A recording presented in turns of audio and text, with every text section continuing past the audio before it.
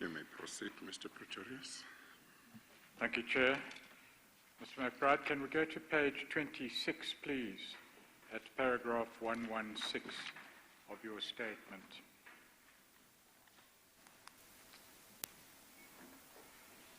You there deal with the circumstances of the application before Judge Tuchten. Yes, Chair. You say that in relation to that application there were arguments for both sides, and at the last minute Deputy National Commissioner General Mfazi gave a written undertaking that the members of the Mabula team would no longer be involved in any revenge investigations against members of the IPID that were investigating them.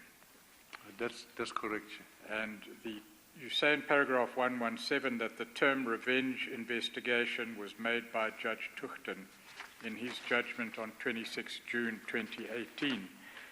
The order was in effect drafted around section 25 of the IPID Act, and you explain that it's that act that precludes IPID members from investigating matters where there's a conflict of interest, or That's at least correct. obliges a declaration of that conflict of interest. That's correct. And the judge noted that the SABC Act did not have a similar clause, That's correct. and it was advised or even directed that SABC should look into that matter.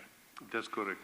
Right. In paragraph 119, you deal with the search and seizure related to a vehicle investigation related in turn to General Patlani. Would you tell the court briefly about that? Thanks, Chair. By the time of the search and seizure, the investigation had expanded, and the investigation basically involved a process of corrupt relationship, and that Between whom? Relationships between whom? between General Patlani and a number of service providers. In this particular case, a person by the name of Keith Keating from Foreign Data Analysts and Duran Sneemer. And Is that the same Keating that you referred to earlier? I'm not sure I did refer to Keating yet. Criminalistics? I think Criminalistics was another service provider. I'm not sure, but there is a whole interrelationship with a lot of the service providers dealing with forensics. In any event, the structure, the model of the corruption involved these two entities in South Africa establishing Namibian equivalents, and there is transactions between them in Namibia, no transaction in South Africa, and in that way money that's transferred to one company, for example a company A to a South African company A, the same company would then be made available for patronage. In one of these instances, it was the roundabout trip of money went from SABC as the client paying the service provider, and then landed in Namibia, and a transaction between then one Namibian company and the other one, and then a car being made available for a corresponding amount, and in terms of dates of the Namibian transaction. A car being made available in South Africa. That's correct. So you say that, as I understand it, IPID was investigating a money laundering operation, Yes. which was used to facilitate the provision of motor vehicles in South Africa, but the money originated from SABC itself. Yeah. To give you another example is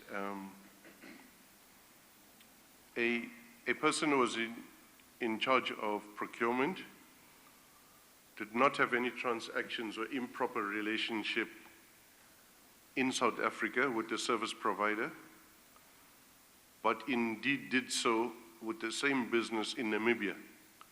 And in terms of the evidence, a transaction for the same type of service took place in Namibia for the Namibian police, which involved the capitalization of the Namibian equivalent of FDA. And the policemen then who... FDA being? Forensic data analysts. That is Keating. So if I can put it, a twin company of Keating was set up in Namibia, but it was owned by the police officer, the general, who had been responsible for issuing contracts or had been in a influential position to influence contracts. Anyway, as you say that these matters were the subject of investigation.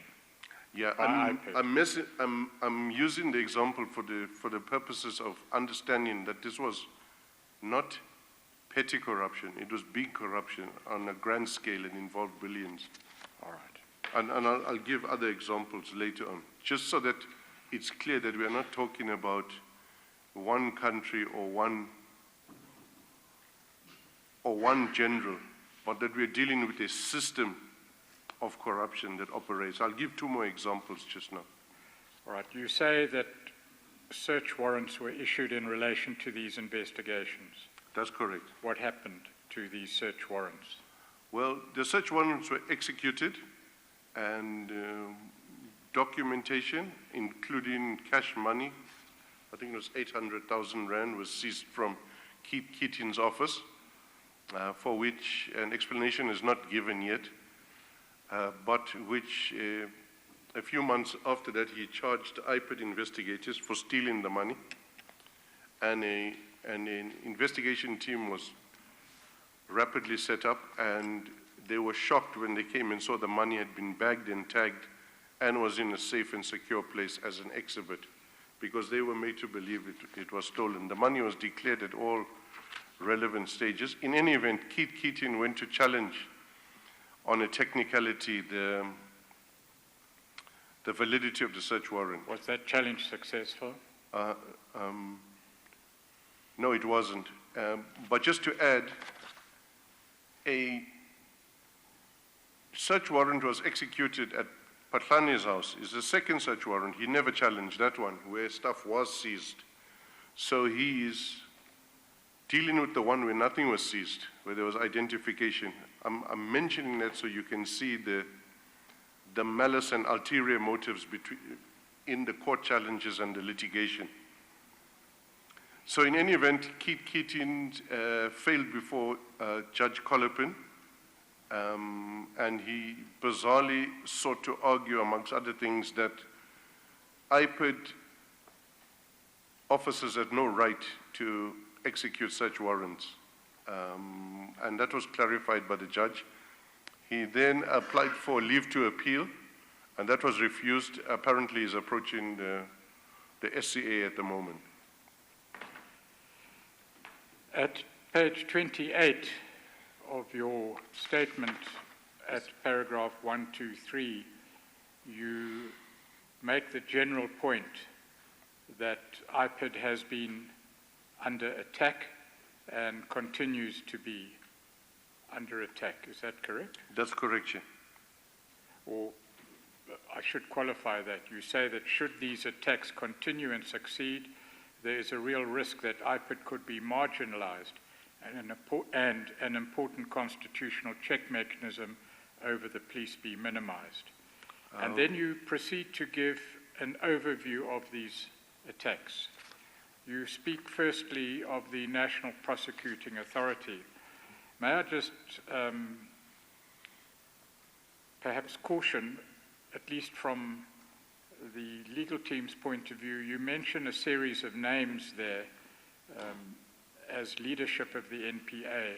Yes. But if you have, or if you're confident to make allegations, we won't intervene, but just caution that you should be conscious of that fact. Yeah, so thank you, Chair.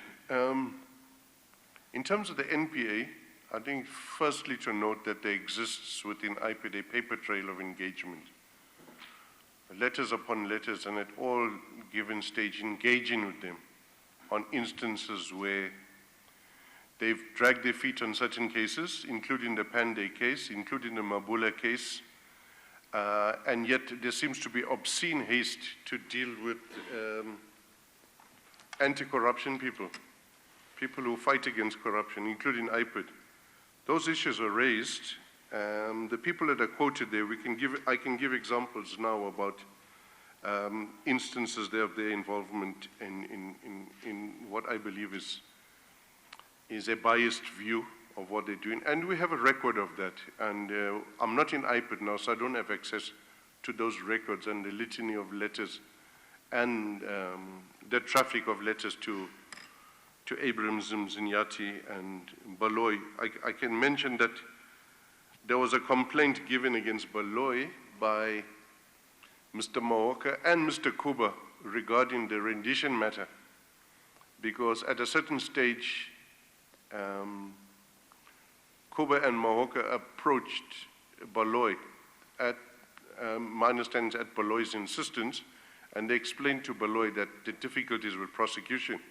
Baloy's response was, and he went to, we assume it was Mzinyati, he says he has to go to his boss, and he went to him and came back and said, no, IPID must bite the bullet.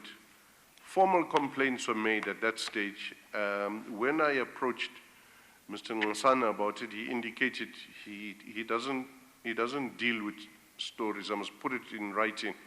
The two guys then submitted affidavits, but no action was taken against Baloy on any aspect. There's a case of opened as a complainant against a Mabula team by O'Sullivan and Trent on kidnapping and torture and a number of related matters. Two senior public prosecutors recommended that in the interests of preserving human rights and having and removing any idea of impunity, that there should be prosecutions, and they gave a long support to their recommendation with case law. And then the same case goes to Baloy to decide, the Baloy in which we've complained against already. Baloy refuses to prosecute. The docket is returned. The investigator then goes to the two complainants, O'Sullivan and Trent, and informs them that there's a decision to decline to prosecute against them. Immediately, Baloy recalls the docket. The docket then goes back to Baloy. Letters are written for a review on Baloy's decision not to prosecute. And it goes to Mzinyati. Mzinyati says he agrees with Baloy. Abraham says he agrees with Baloy. No reasons are given. They are not prosecuted now for, amongst others, kidnapping, defeating the ends of justice, and torture. These are police officials that are not prosecuted. Yeah, that's right. And then, of course, Advocate Mahema with the rendition issue was one of those who went ahead with the prosecution in the absence of evidence, and including a disclaimer, with the only evidence in his hand was the Werksman report. We've spoken to, Advocate Tori Pretorius is the one that gave the go-ahead for our warrant of arrest and the decision to prosecute us on the rendition matter.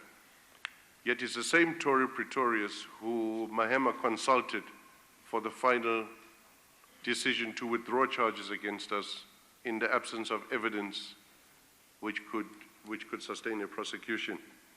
So all of the names mentioned, and of course, Raymond Matenjwa was in the reference group. I'm not sure where they should have been in a reference group, and involved in a process and making recommendations that ultimately led to Dramat and Sibia being prosecuted without evidence to substantiate a prosecution, and myself, Kuba, and Sissoko also. Why would he make himself available on a police reference group? The reference group being a reference to what appears to have been an advisory kind of group of people put together by the then Minister Nhleko. That's correct, Chair. So the cases are meant, they are documented, and there's a paper trail of all of this that's in existence, but because I'm not in IPID anymore, I can't access it. You just said about a few minutes ago in relation to, I think, Mr. Silum Maema, he's the one that was prosecuting in your cases. Yes, that's correct. Yes, you just said that he was prosecuting on the basis of the workman's report only. But my recollection is that when we spoke yesterday, or was it Friday, that you said you never got to know whether there were any statements in the docket or not. Is that right? You asked for statements, witness statements, you were not given or you were refused, but you never got to know whether they were there or they were never there. I thought that's what you said. I think I'm coming to the conclusion that was all the evidence he had, because if any of the evidence was relevant and of any prosecutorial value, he had placed it before the court. He did no such thing. On the point that Mr. Sandile July refused to testify, the matter was withdrawn. And I think at that stage when Mr. Sandile July did not make himself available and was going to approach the courts so that he doesn't have to testify, I actually think he did good by doing that. One would have hoped he would have done good earlier on.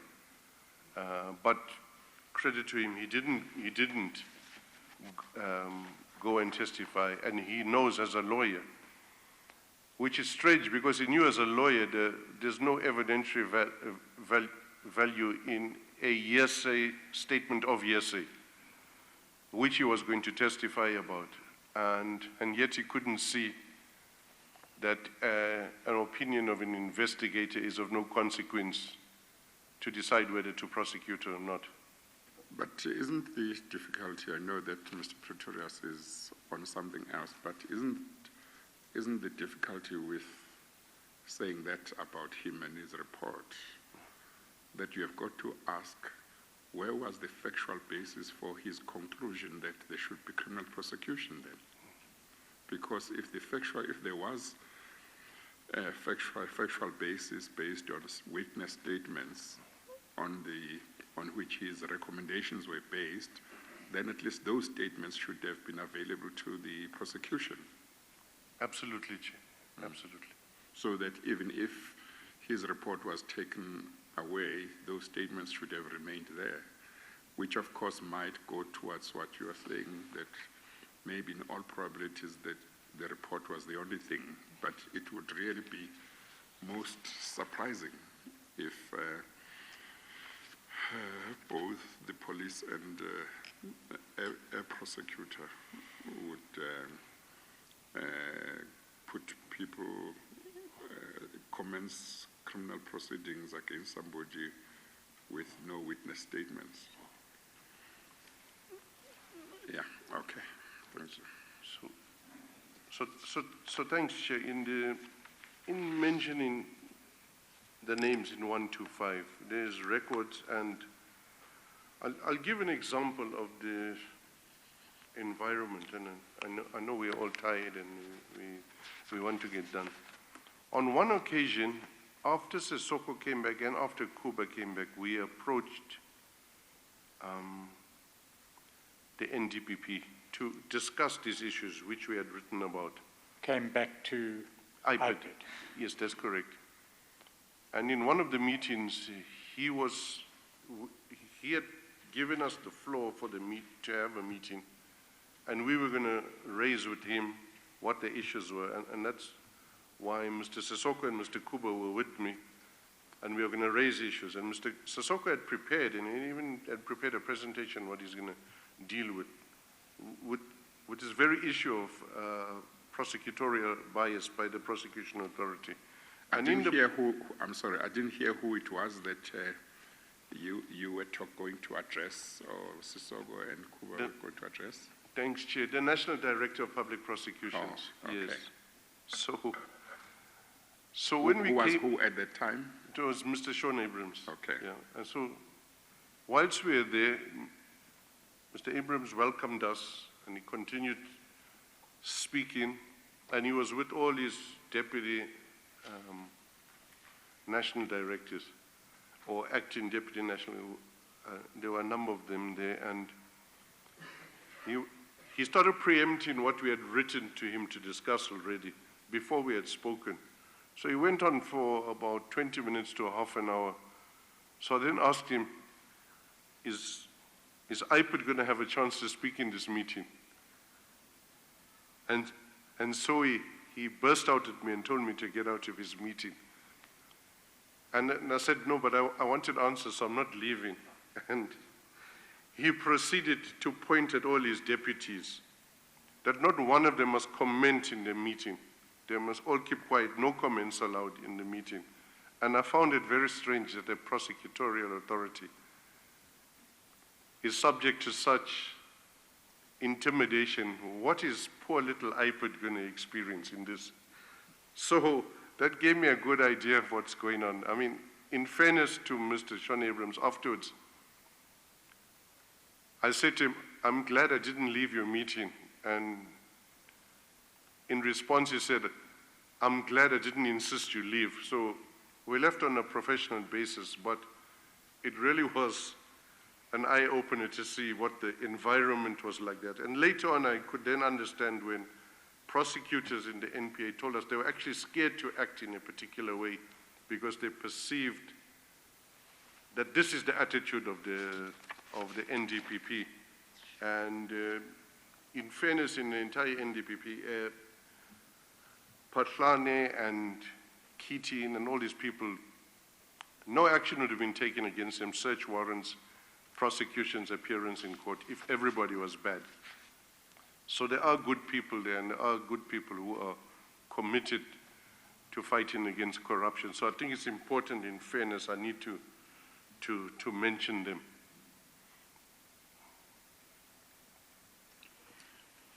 Perhaps we'll refer to some correspondence as an example of the exchange between IPID under your watch and the NDPP under the watch of Advocate Abrams. But in your statement, apart from the examples that you've given, you talk of prosecutions that did take place, and you contrast those with prosecutions that did not take place. What is your comment there? Well, I think most appropriate response is to, and the correct one, and as it was. For example, Dramat Sibia, Sissoko Kuba, and myself, they have been told the outcome of investigations indicate evidence is not there to sustain a prosecution. Prosecutions nevertheless go ahead. There isn't evidence because they have to postpone for delays on Mahlangu, Binang, or Sullivan Trend. They go ahead, matters struck off the roll. But on all these other matters, which is a list of them, there's about 20 cases that have been investigated over years. No prosecutions. And the quality of the investigation and evidence, in your opinion? Well, in the matters that were prosecuted and were later withdrawn or struck off the roll, there was no evidence. People were anti-corruption fighters.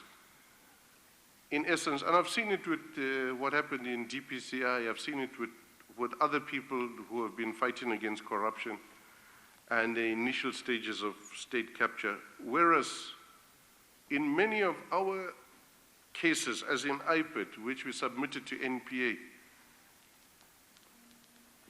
much of those dockets had gone to the NPA, and NPA said the following is missing. We went and go and get it and bring it back, send it back to them. So to cover each and every possible evidentiary loophole, and in some instances, investigations, we went cautiously, precisely because we wanted to convince ourselves first that indeed there is a case, and we would always ask ourselves about it. And we got the evidence, and it was sustainable evidence. And I am sure that with the changes at the NPA, we might see some prosecutions starting. But the issue here is that why were some prosecutions, why did they not take place? And we can start from Pande as one of the first cases that are dealt with to Patlani, to Mabula team. And there are a number of other corruption cases are starting to get to be ventilated now in an open court, and people are appearing in court. So there is a change, but at that time, the bias we speak about, it is indeed tangible, and we can back up what we are saying.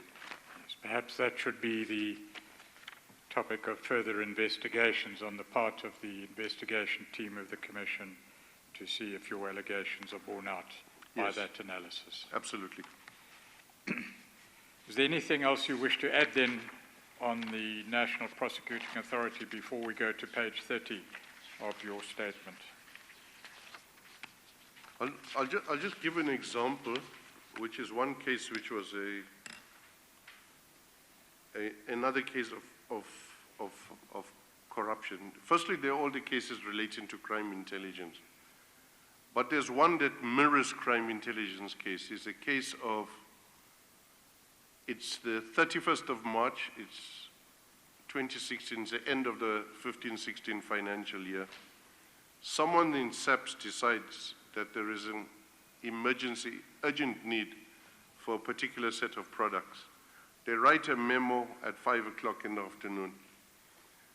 The memo is approved, so approval for the procurement. Orders go out, presumably supplies are delivered. In any event, by 10 o'clock that same evening, a matter which was only generated that same day, 54 million is paid out. The stock is supposed to have arrived from Australia because it must be imported from Australia. So I'm not sure which transport method they were using, but there's no way product could arrive within 5 hours from Australia. And 54 million went out on the same day. And that is, it was not picked up by none of the agencies that should deal with that. IPID picked it up with the cooperation of police officials. That is an open and shut case of fraud and corruption. It's there. It has not been prosecuted. How long ago was this? It was March 31, 2016? Yes.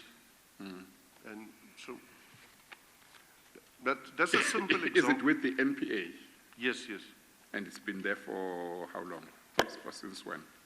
It's part of the range of Patlani cases. It's been there since we became aware of it, say about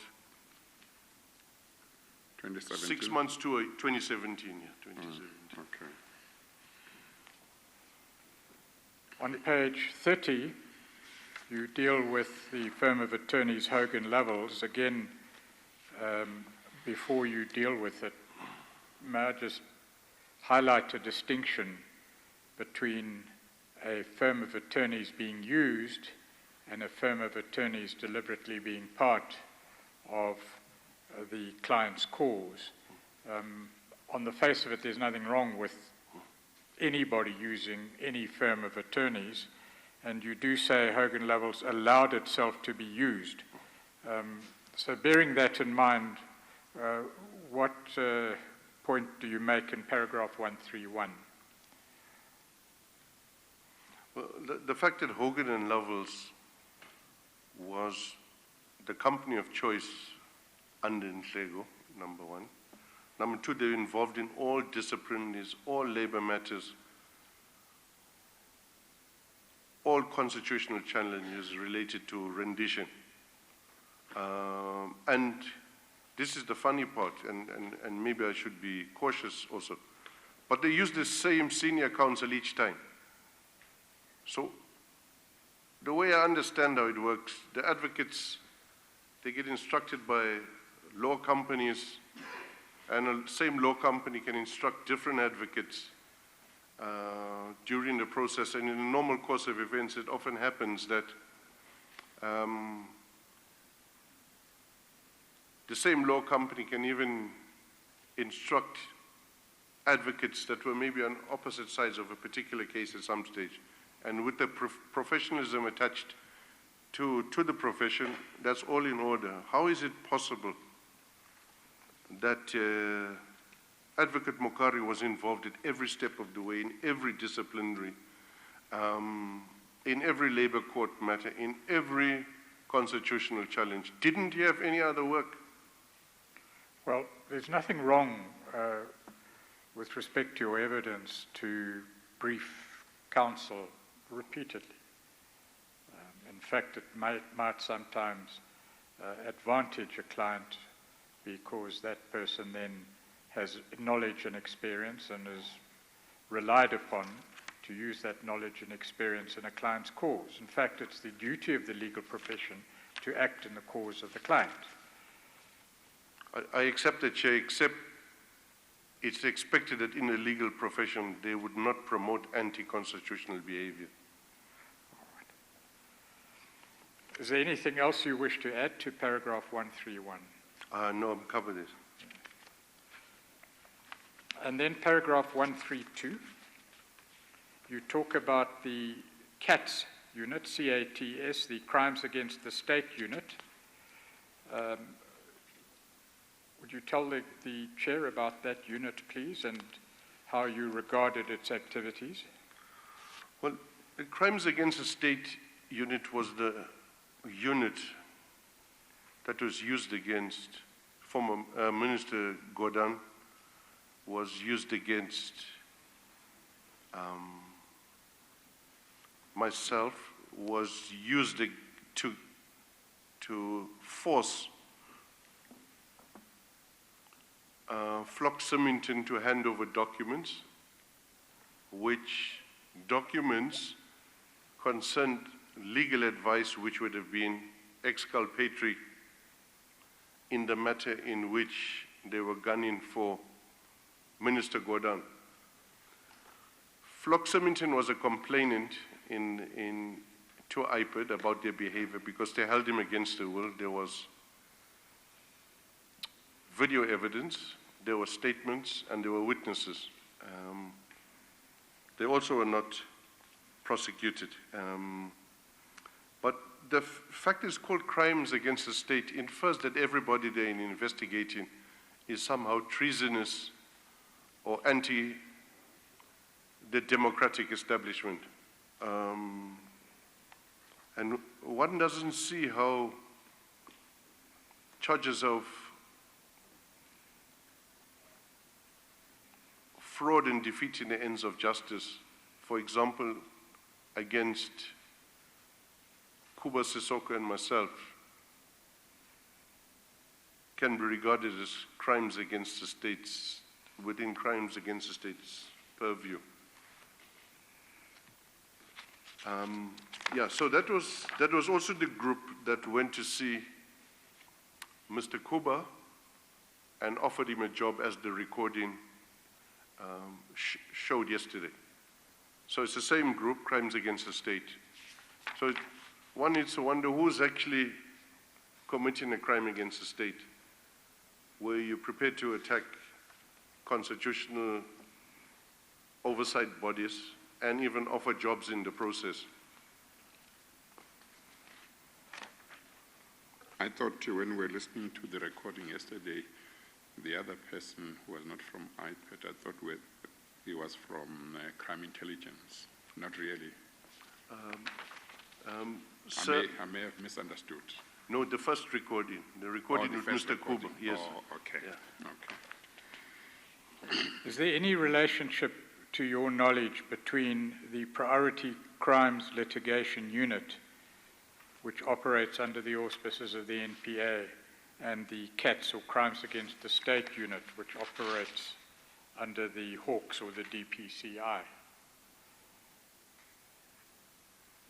You deal with an issue on page 31, paragraph 134. Yeah, there is a direct link between CATS and PCLU, both which have to deal with priority issues. And yet, cases are passed on to PCLU, and my understanding is that there has to be a particular process of involving the NDPP in PCLU matters. I'm not sure the relevant legislation or regulation, but I'm not sure whether they comply with this provision or not, but they work hand in glove.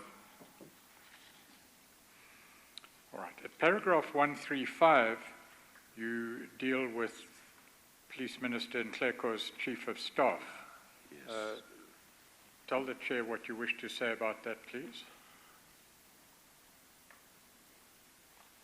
Yeah, Chair. And explain, please, to the Chair the point that you wish to make in paragraphs 135 to 136 and 137, in fact. So Mr. Leon Mbangwa, whose real name is Lionel Moyo, is employed by Minister Nhleko as the Chief of Staff in his office. Mr. Mbangwa, also known as Lionel Moyo, is a Zimbabwean citizen. That alone doesn't disqualify him. People can get naturalized. He could have been a South African. But Mr. Mbangwa was arrested for false ID in about 2000. He was convicted and he served a custodial sentence.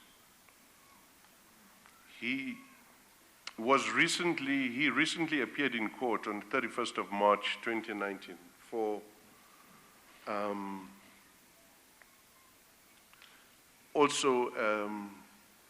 having false documentation or qualifications in the KZN court. But he was hired by Minister Nhleko as a Chief of Staff.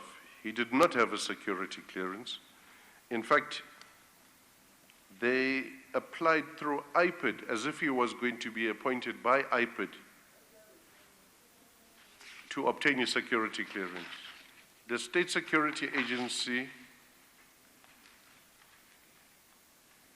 wrote a report to IPID and indicated that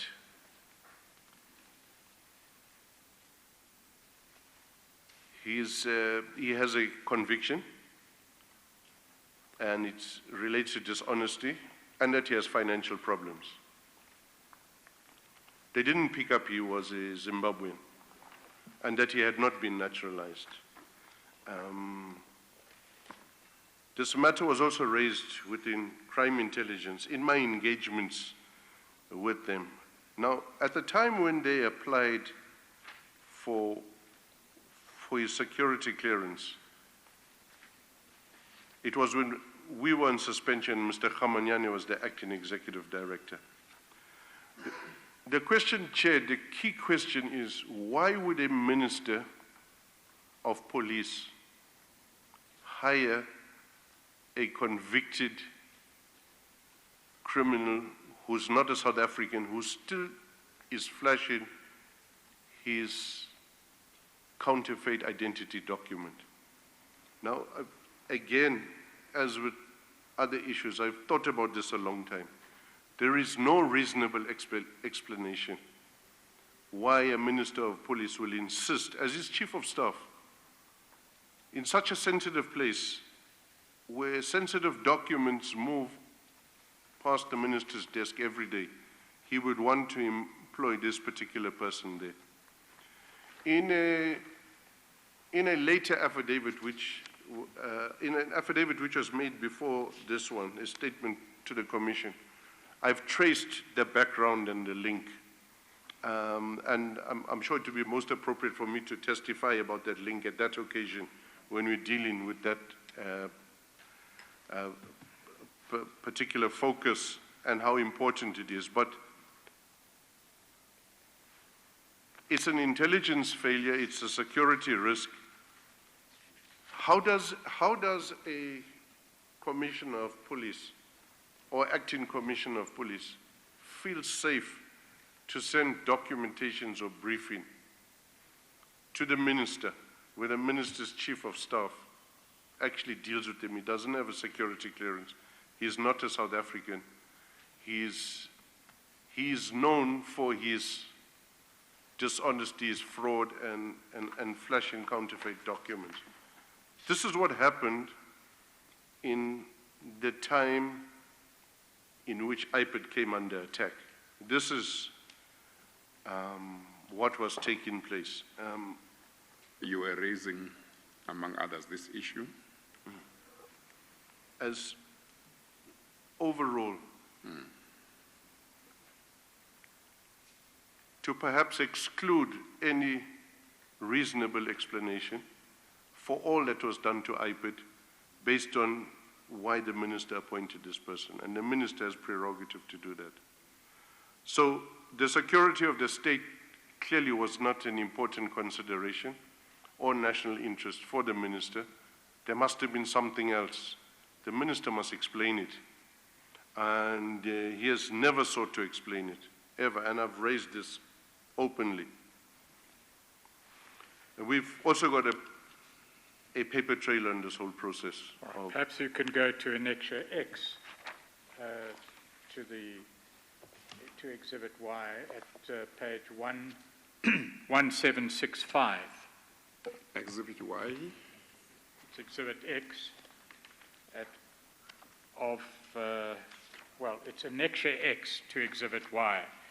But, YA, let me just refer to the page, Chair. I know it's page 1765. Okay, let's try again. Exhibit Y. Page 1765. It's YD. D. Okay. I think your junior is laughing at you. Well, she sent me the note. So she's entirely responsible. So, okay, the page is 1765. 65.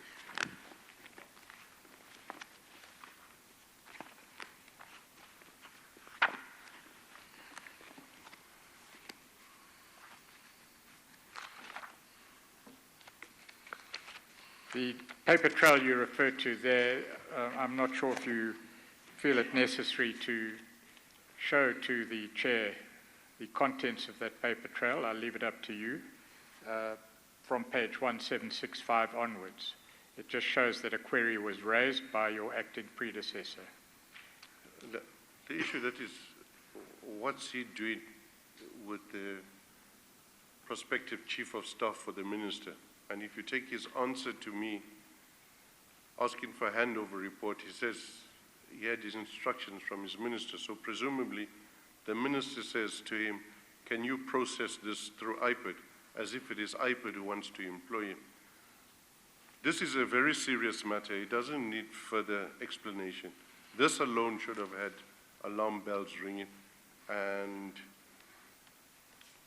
so the whole thing of this person's employment started while you were on suspension, and Mr. Omanyama was the acting executive director. That's correct, Chair.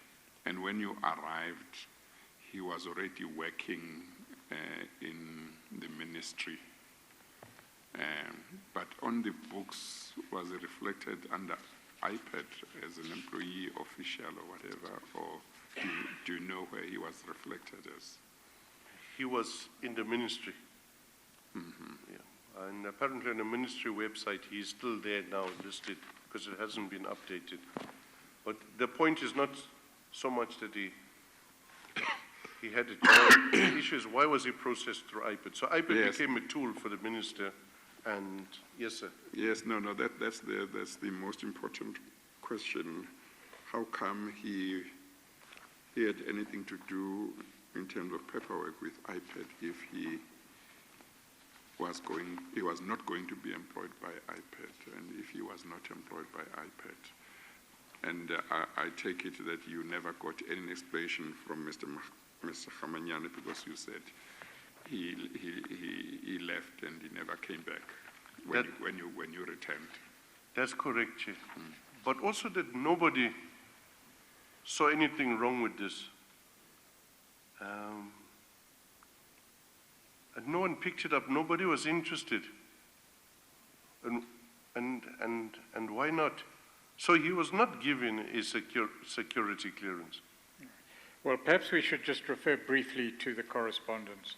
At page 1765 is a letter from the acting executive director of IPID, Mr. Khamanyane, dated 22 February 2016 to a Mr.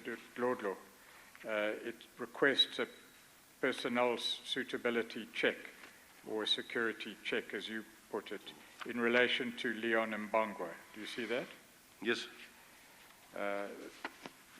The answer to that request for a check appears at page 1767, and it says in summary, no negative information of national security relevance was obtained with regard to the above candidate.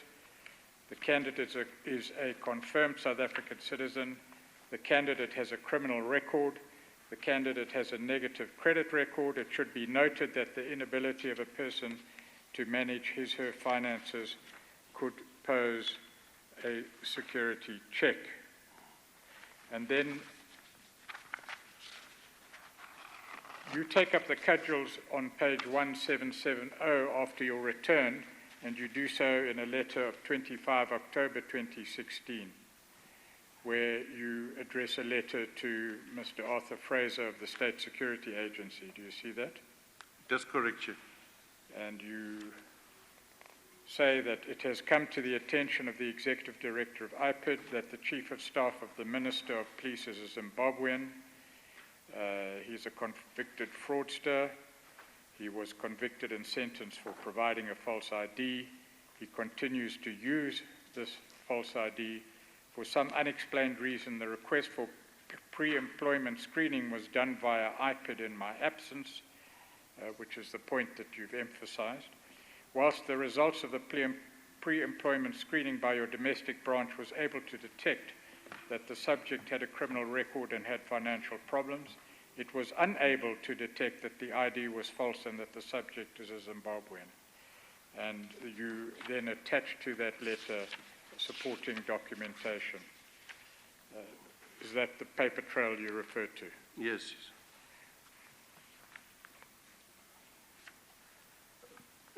And nobody ever gave you an answer to the question from the Department of Police, Ministry, or anybody. You never got any answer. No, Chair, we were attempting, even in preparation for providing this evidence before the Commission, and we haven't received any explanation after my letter. But I think perhaps this is a case crimes against the state should have been looking at, but they didn't look at it.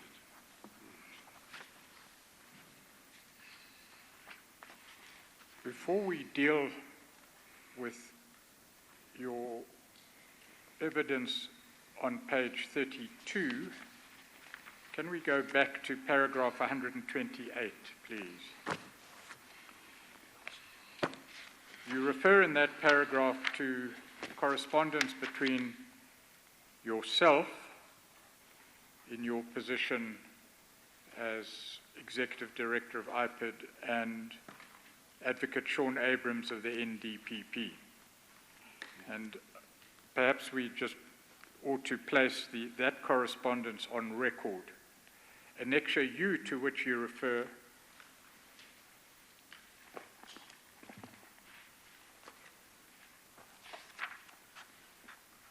is at page 1742 of Exhibit YD.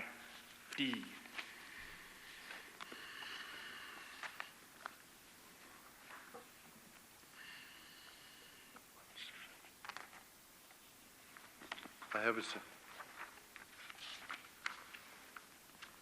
Now, the sequence, you refer to U, V, and W. The sequence may be incorrect in the annexures to your statement. Let's just check that. Perhaps you can explain.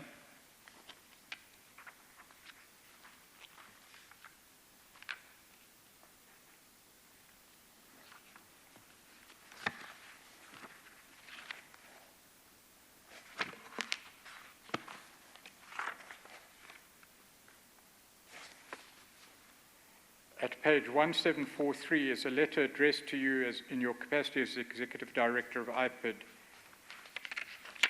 and it's dated the 19th of December 2017. That's the date of its signature. Do you see that? It's marked as having been received on the 19th of February 2018. And it refers to correspondence from yourself addressed to the NPA during 2017. How does that relate to the letter at 1749 and at 1753?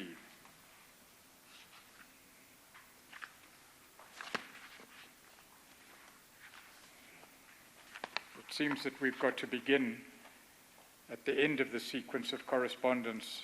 Yes, sir. At 1754, the letter of 2 May 2017. Is that correct? That's correct. Right.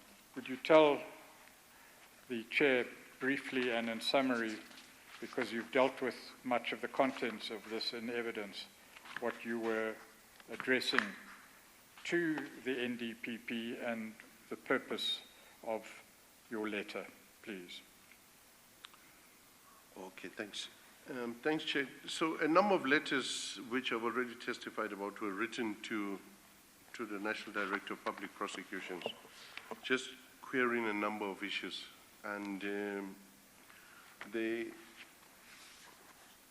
from 2017, 2nd of May, August 2017, November 2017, and the one that I wrote to him in December 2017. Let me just get it.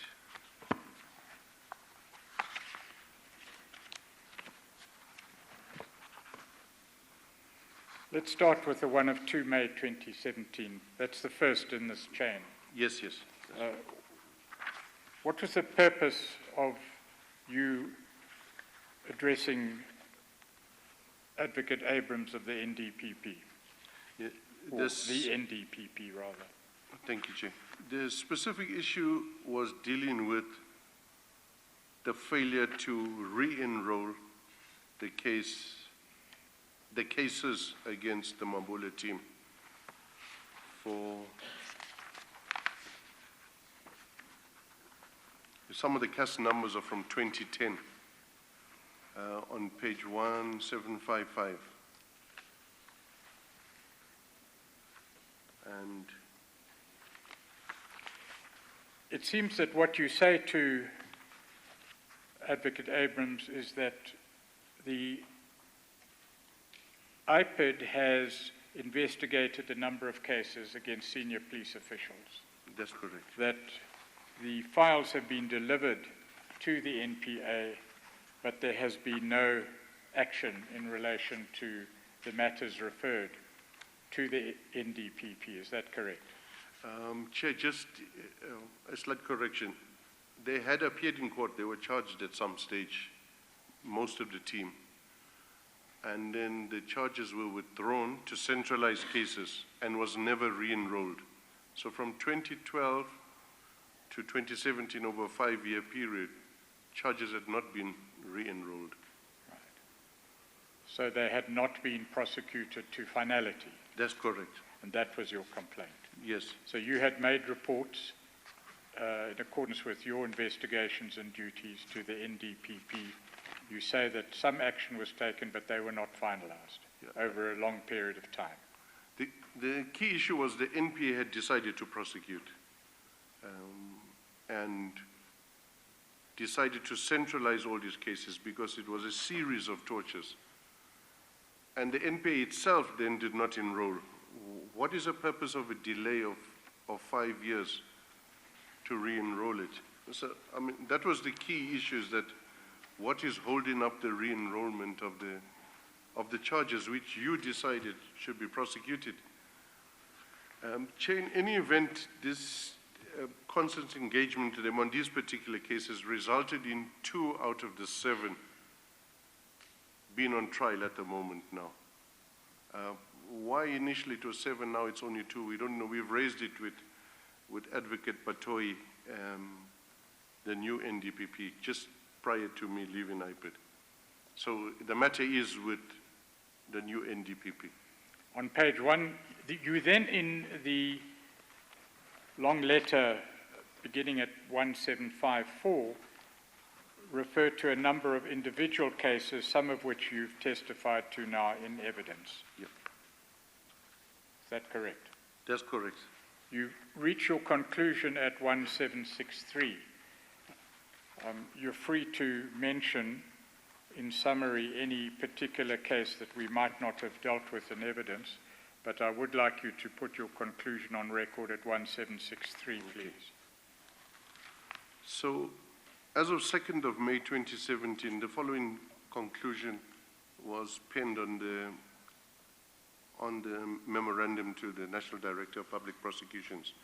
In regard to the above, it is clear that we are dealing with rogue elements within SABC that have been operating with impunity over the years. It is clear to IPID that they are assisted by some in the NPA to further their nefarious objectives.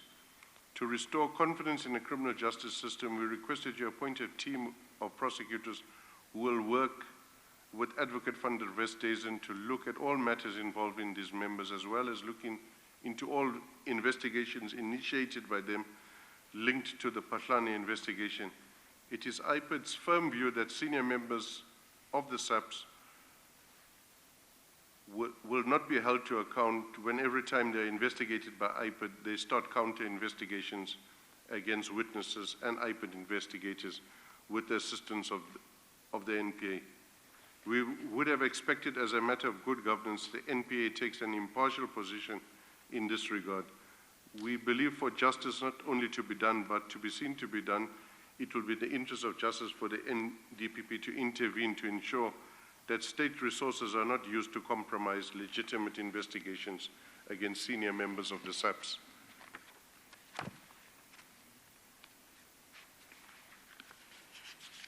There is an intervening letter from yourself, again dated 23 February 2018, but before we go there, we should have regard to the letter received by you on 19 February 2018, addressed to you by the NDPP, Advocate Abrams, and signed by him on 19 December 2017. What does he say in response to your various communications, of which we've referred to but one?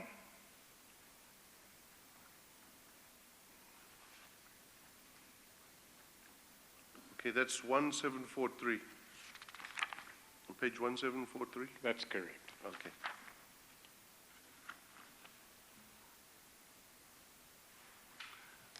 He ends the document with a a comment that the MOU is important between the two organizations. But in essence, none of our matters are dealt with, some of them which I mentioned, the Flock-Symington case. He just says he supports the decision not to prosecute the CATS team on the Flock-Symington matter.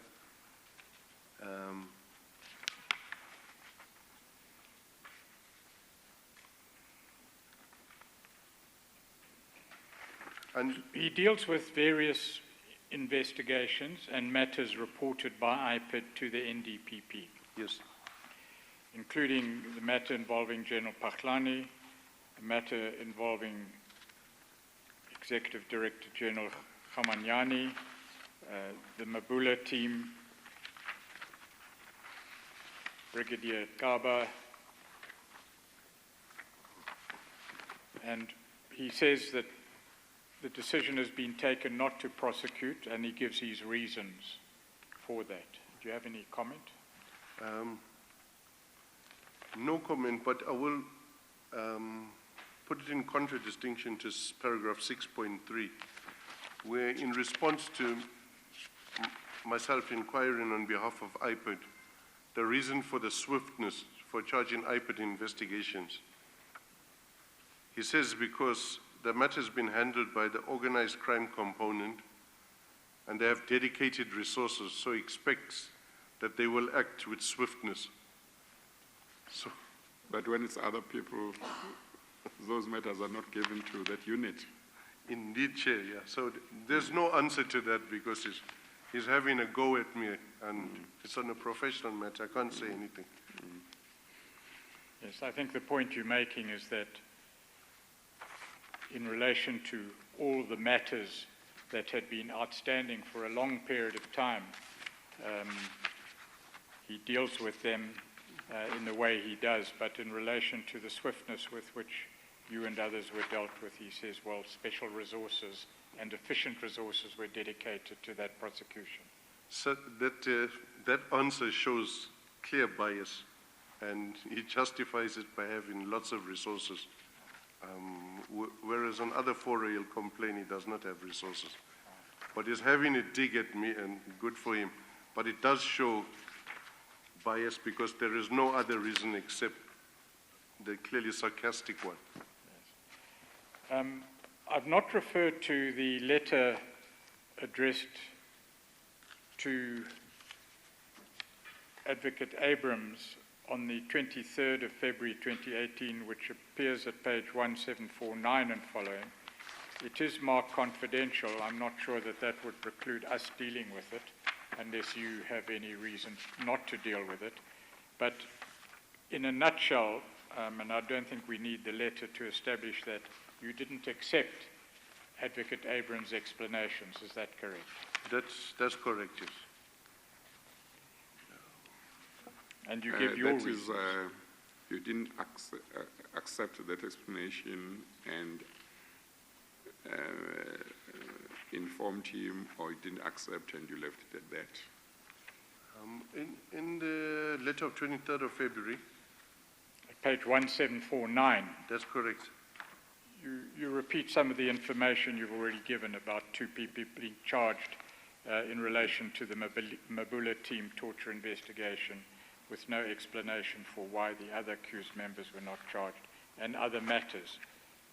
Yeah, we just stated our disagreement and basically stating the status quo as it was then. There's not much more we could do with it. We couldn't take it further than that. But it is indeed a record of which we think indicates a biasness and a purposeful differing swiftness to dealing with different types of cases. And there is a bias towards, or biased against anti-corruption fighters. Well, it's quite concerning if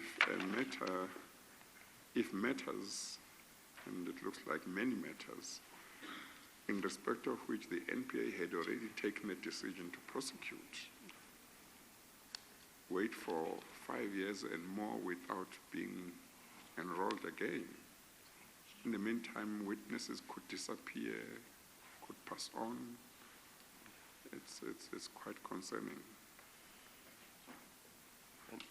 And on top of that, Chair, the same team who's under investigation is then commissioned by Acting National Commissioner Patlani to investigate IPID. So it adds insult to injury. On page 32, Mr. McBride, you deal with the reference group. Before you do so, I would like to just allow you to see and to comment on a document placed before the Commission by Advocate Muofi, who gave evidence before the Commission, and a document which shows the terms of reference, at least apparent terms of reference, on the letterhead of the Ministry of Police. It's a letter addressed to Advocate Muofi appointing him as a reference group member, dated the 30th of September 2014. Before you give your evidence on the reference group, I'd just like to place this on record and before you. We've extracted page 55 from the, I don't have the exhibit letter of Advocate Muofi's evidence. Yes, it's Exhibit Q, I'm told.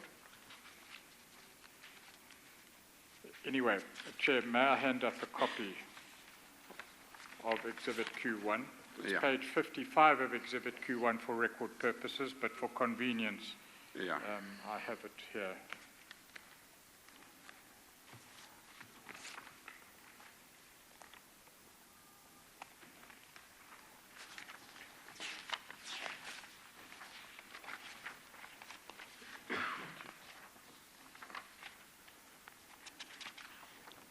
So you're saying a document that is in one of the exhibits that already exist? Exhibit Q, Q1, page 55. But this is only for convenience sake for you, Chair, and for the witness. Would you just have a look, please, at the requirements placed upon the reference group? I'm not sure whether these are official terms of reference, but it is an instruction from Minister of Police, Minister Nhleko, to Advocate Muofi, setting out the tasks that the reference group is required to execute. Just look at it, please, and comment if you will. I must confess it's not very clear in respect of what these activities are intended to achieve. That's all I can say. Also, I'm not sure what is the target investigations about to do all the things that are listed in at the bullet points. Yes, so for example, it says gather all necessary background and information and material. It doesn't say in respect of what. It says interview persons in connection with specified matters. The matters aren't specified in this letter. Research, examine, analyze written material, documents or media articles relevant to each specified matter. But this letter at least doesn't specify the matters to be examined. Do you know of your own knowledge what those matters were? No, or I'm any not, of those matters were? I'm not sure. We were able to, in preparing this statement, and we quoted from documents which we had at the time of preparation, which we cover in paragraph 138. Yes, perhaps you better place your evidence on record then. Okay. In October 2014, the Minister of Police, Nkosinathi Nhleko, established a reference group and a quote, to deal with issues of human resources, suspensions, the state of crime intelligence, administrative queries and perceptions of the SAPs. Close quotes. At the time, the minister said the ministry would use the work done by the reference group to, quote, turn around the image of the police and build public confidence in the service, close quotes. Surprisingly, the reference group was comprised of public officials and included State Advocate Raymond Matenjwa from the NPA. Was IPID one of the institutions to be investigated in this respect by the reference group? Indeed, we had 2 visits by the reference group or members of the reference group. All right. And you've given extensive evidence in relation to the independence of IPID and who would have authority and who would not have authority. We needn't revisit that. That's correct. If you could deal with paragraph 139, please.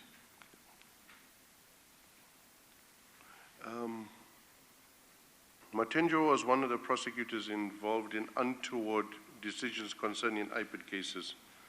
Later, he aggressively demanded the sight of the case file into the renditions investigation. This was whilst he was now an advisor in the reference group.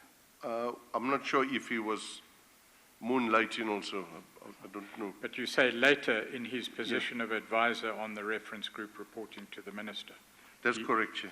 He then aggressively demanded sight of the case file into That's the correct. renditions investigation. Do you stand by that? Yes, that's correct. Okay, carry on, please. Further, this was an undesirable situation as Matenjwa was a senior prosecutor, was involved in deciding other matters referred to the NPA by IPID. At the time, IPID had already referred the rendition docket to the National Director of Public Prosecutions for a decision that neither Matenjwa nor the minister saw the clear conflict of interest which could compromise the IPID's independence and suggest there was some ulterior purpose to the establishment of the group.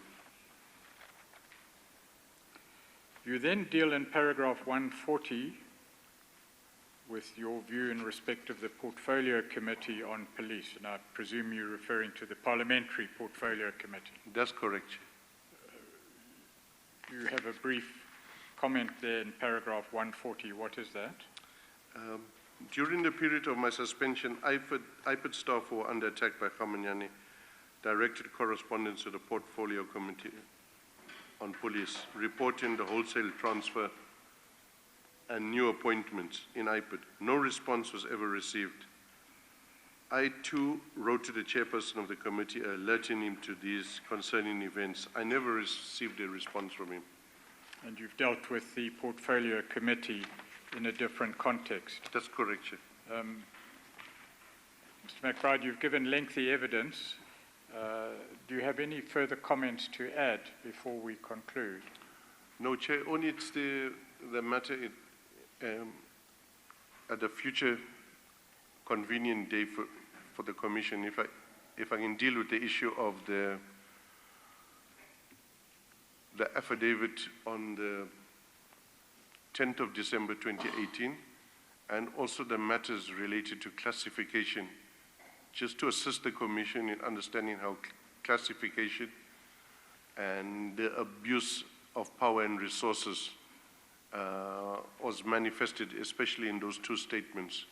The second one I referred to on the classification. Sorry, before you go on, you referred earlier in your evidence to classification and refusal to declassify documents within crime intelligence. That's correct. And that this device was used, you say improperly, to impede your own investigations on serious matters relating to corruption.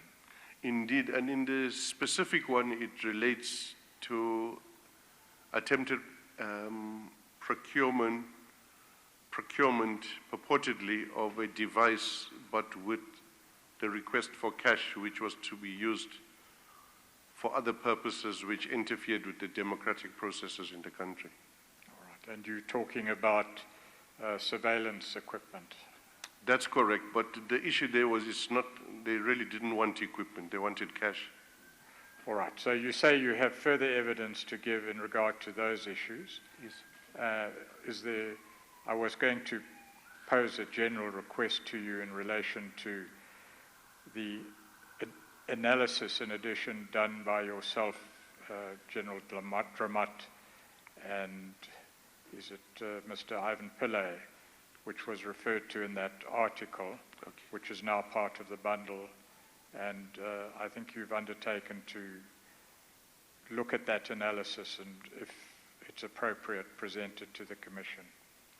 Definitely, Chair, will assist to the best of my Is there ability. anything else that you wish to mention at this stage?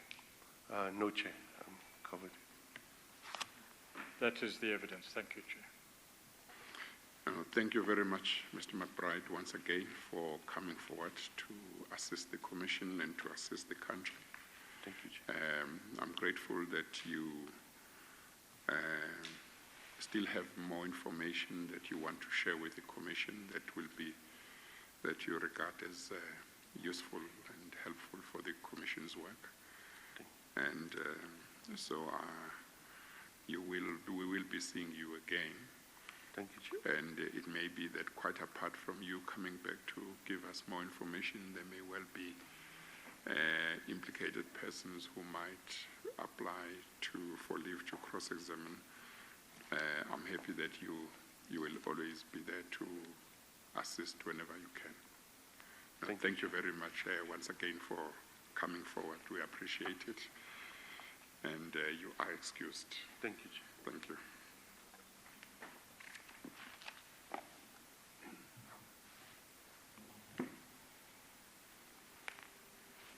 Chair, I know it is only 3:20. There has been some uncertainty surrounding the timing of the next witness, General Boyson. Yes. Arrangements have been made, however, for him to commence his evidence tomorrow. Okay. And to continue for at least 2 hours on Thursday, when we then break for the Easter break, and he will resume on recommencement of the Commission's hearings on the 2nd of May, if that suits the Chair. I think we should resume on the 2nd, but I think we'll announce before we break in case there should be a change, but there shouldn't. I don't think there should be a change about the 2nd. Chair, the background, which perhaps I don't need to deal with here, there will be a change, but that's being managed. Or is there a need to have certainty now? Yes, Chair, there is. So okay, then 2nd we will be here. 2nd we will be here, Chair. Yeah. With your leave, Chair. So tomorrow we can start at normal time, 10 o'clock? Yes, Chair. 10 o'clock is appropriate. 10 o'clock, yeah. Okay, we will then adjourn for the day, and tomorrow we'll start at 10. Thank you, Chair. We adjourn.